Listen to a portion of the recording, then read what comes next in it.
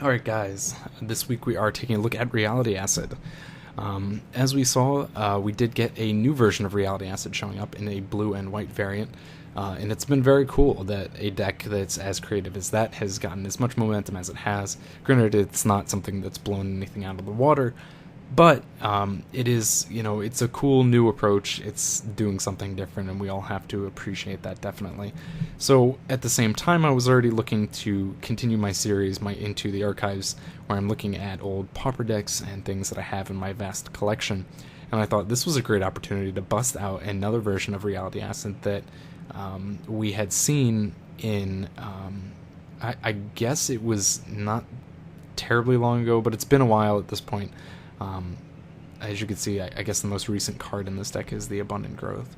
But anyways, so I wanted to take an opportunity and look at perhaps one of the most creative decks, and this really gets the deck builder and me all excited. And there's a lot to it that can really get you worked up as far as the creativity and just ingenuity of the person behind it. And unfortunately, I do apologize if you know whose it is, because I do not. It has been a while, and I don't keep track of who the deck builder is. But let's back up for a minute here. For those of you who aren't familiar with Reality Acid, this is the card that the deck is named after. This is a Planar Chaos card. It's an enchantment spell. It says enchant target permanent. It has Vanishing 3, which was a new mechanic at the time. And when Reality Acid leaves the battlefield, enchanted permanent's controller sacrifices it. So, here's what happens. Usually when you play Reality Acid, you would have to wait through the entire Vanishing phase, which would take a number of turns. But what this deck looks to do, and even the blue-white one, any Reality Acid-based deck, is take advantage of opportunities to return a permanent to your hand. Now, the key is that Reality Acid says when Reality Acid leaves the battlefield. It doesn't say that it has to be leaving the battlefield as a result of vanishing. It can just leave any old way. So when you return it to your hand, you're getting to reuse Reality Acid first off, and second off, it's going to destroy the permanent it was attached to. The other great thing about it is the fact that Reality Acid targets a permanent and not a creature. This gives you opportunities to get rid of artifacts and other enchantments on the field as well. And there goes some guy on his motorcycle, so hopefully that's not too loud in the background. Anyways, so you get a lot of opportunities here to return that to your hand. Now, let's get into this deck. I think the most amazing thing about this deck is the fact that it's running off of only 14 lands. Consider that for a minute.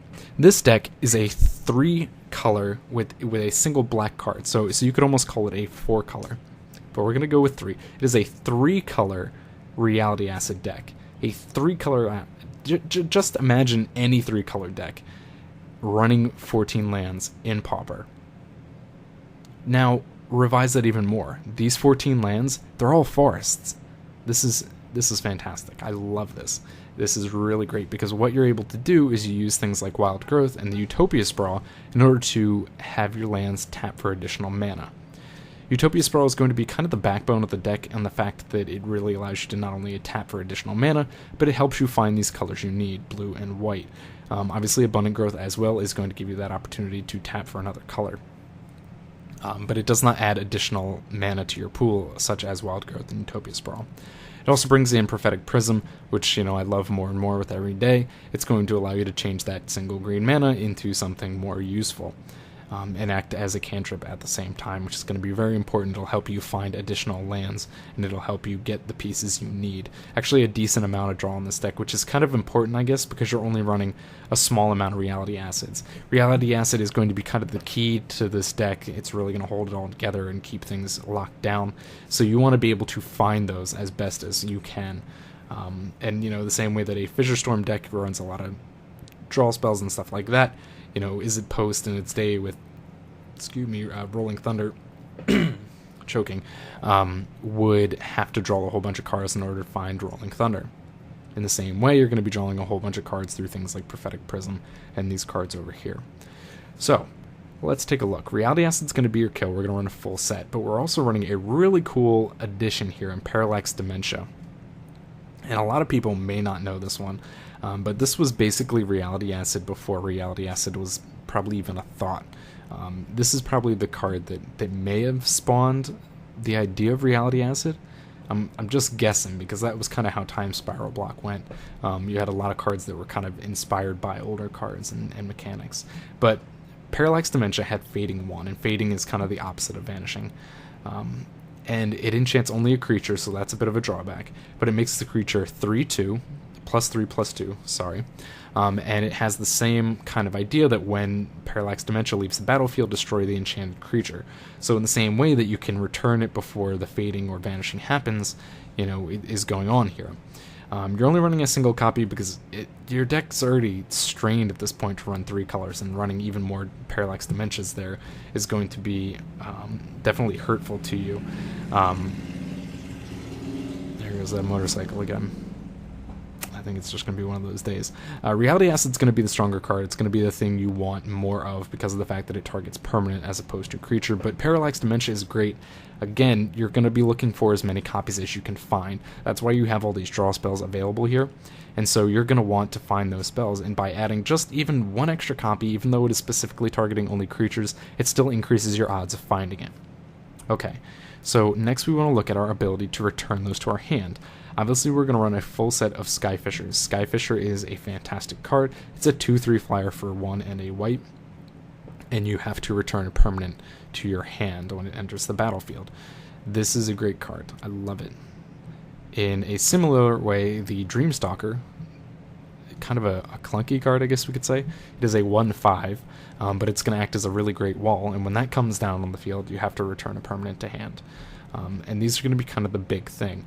Drake Familiar is going to be a similar concept, as you'll note. It also comes in at our 2 mana costs. It's a 2/1 flyer, which is not so bad, but it does have a requirement that it will be sacrificed unless you return an enchantment to hand. So, in the early game, if you don't find a Reality Acid, you have some opportunities here to use your Skyfishers and your Stalkers to return other things, such as maybe Prism or Abundant Growth or Visionary, in order to draw cards and find Reality Acid. Drake Familiar is not going to be so useful in the early game. Drake Familiar is only going to be useful when you find a Dementia or a Reality Acid. Something to keep in mind, that's why there's only 1 of them. But it is, again, the more copies we can get into the deck, the more likely it is we're going to find what we need. In addition to those, we're also running a full set of Momentary Blinks. This gives us a chance to reuse these even more. So consider the fact that you have 5 kills. To use these 5 kills, you need to play these 5 cards. Okay, now you've given yourself an additional 4 kills. Sweet. Then the Momentary Blink gives us another 4 kills. Fantastic. And even better, Momentary Blink then gives us another 4 kills because it has Flashback. Wow. The only thing you have to keep in mind here is that in order to use on the same turn the Reality Acid kill combo, you need to have 5 mana available for any of these spells and the first casting of Momentary Blink. If you were going to use Reality Acid and Momentary Blink with Flashback in the same turn, then you're going to need 7 mana. Something to keep in mind. The Dimension is obviously going to be 1 less, and something that can work out in your favor. So this is kind of the core. This is kind of the core of our combo on killing stuff and controlling the field. We've talked a little bit about the mana base. We've talked about how Abundant Growth and Prophetic Prism also provide cantrips. So again, in order to find these pieces, we need some draw. Elvish Visionary is actually going to be the biggest part of this. It is in green, so that is the most helpful thing. It's only a 1/1, not really important, but the fact is it allows us to draw a card. Again, if you're in a situation in the early game where you can't find a Reality Acid, having an opportunity to play a Skyfisher or a Stalker is going to give you that Visionary back, and you can keep drawing cards. In a similar way, Prism, Abundant Growth can be done as well. Also going to have Mulldrifter. Mulldrifter is that 5 cost, but most of the time you're going to use it for the Evoke ability. It's going to give us a significant amount of card draw, and that's going to be really helpful. Mostly in the late game is when you're going to be hard casting those because you're going to need a lot of mana available to get your Reality Acid combo going. But it is providing one of the best draws in the game on a creature's body, which is really great. A deck, also a little bit of an odd choice, is a single Seagate Oracle. I think maybe, if you wanted, you could go 3 Drifter, 2 Oracle, something like that. But again, the idea is that not only is it going to help us by finding cards, you're looking at the top 2, you're choosing which one. Really great ability. But you also have to keep in mind the fact that these are all enter the battlefield effects. So you can use these momentary blinks again in the early game. If you're having trouble finding reality asset or something you need, you can use these momentary blinks to flash onto these, and get that ability once again. Really great thing is you evoke the Muldrifter, even if you have 5 mana available. Invoke the Muldrifter and want to play a momentary blink, you're going to be able to draw 4 cards off of that, as opposed to paying 5 and drawing 2. Stuff to keep in mind. Now that basically rounds out the deck, but we do have a little bit of extra utility. The first thing is also another enters the battlefield effect with 3 copies of Lone Missionary. Lone Missionary is a great card here because of 2 things. One, it falls really well into our mana curve here at 2 mana cost. It's only a 2/1, but we're not really looking for it to be a big body. We're not really necessarily needing it to win the game. It's not something we're going to be carrying our deck upon. What it is providing us with 4 life, and getting 4 life for only 2 mana is a really, really good trade-off. So having that in play is going to work out in our favor, definitely. These are going to help you prolong the game, finding just those extra couple of turns you need to get things moving in your direction. Again, Momentary Blink gives you a lot of opportunities that if you have to, you can use it on the Missionary and go up, even more life. Fantastic. Last thing, 1 card left, a single copy of Aura Gnarlid, and this is good and bad at the same time. This is creative, to say the least. I love that it's in there because this Aura Gnarlid can get kind of huge with all of these land enchantments, in addition to having any of these auras in play. So it has potential. It can get really big and, really actually win the game on its back. That being said, there's only a single copy. If you really wanted to focus this as your win condition, you would want more copies of it.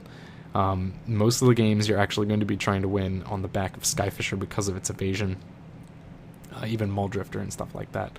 But the Gnarlid is something that it could be a real beast in this deck, and it's very interesting, I think, that there is a single copy.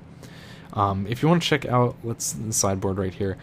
Sideboard you'll see in the article. I'm not going to spend a lot of time talking about it.